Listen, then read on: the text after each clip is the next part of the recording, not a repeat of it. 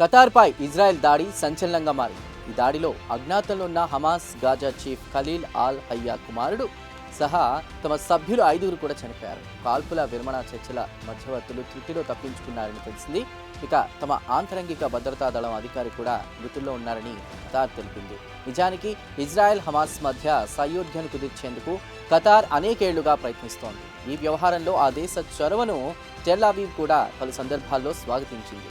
అదే సమయంలో తాము ఆశించినంతగా కూడా హమాస్పై ఒత్తిడి తీసుకురావడం లేదంటూ విమర్శలు చేస్తోంది. కానీ ఇప్పుడు ఇలా దాడి చేయడం అందరినీ ఆశ్చర్యపరిచింది.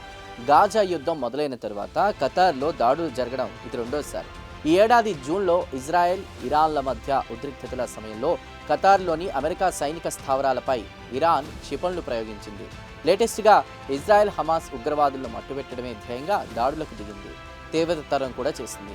ఎంత హమాస్ నాయకత్వాన్ని అంతం చేయడమే లక్ష్యమైనా దానికోసం ఏకంగా మధ్యవర్తిపైనే దాడికి దిగడం అందరినీ ఆశ్చర్యపరిచింది.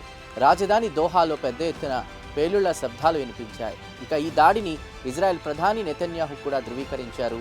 అటు ఖతార్ ఇజ్రాయెల్ దాడిపై మండిపడింది. అంతర్జాతీయ చట్టాలు నిబంధనలను ఉల్లంఘించిందంటూ విమర్శించింది.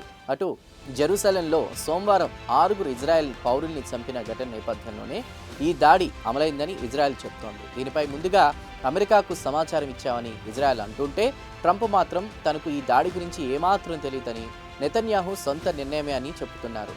అమెరికా మిత్రదేశమైన ఖతార్పై ఇజ్రాయెల్ చేసిన దాడితో సంక్షోభం మరింత ముదురుతున్న అనుమానాలు కనిపిస్తున్నాయి. కాల్పుల విరమణ ఒప్పందంపై చర్చలు నిలిచిపోవడమే కాకుండా బందీల విడుదల సైతం ప్రశ్నార్థకంగా మారనుంది. ఖతార్పై దాడితో మిడిల్ ఈస్ట్లో ఇజ్రాయెల్ ఏ దేశాన్ని వదలదని, అటు అమెరికా పెంచి పోషిస్తున్న ఇజ్రాయెల్ కోసం ఎలాంటి మిత్రుడినైనా బలిపడుతుందనేటువంటి అంశం కూడా మరోసారి స్పష్టమైంది.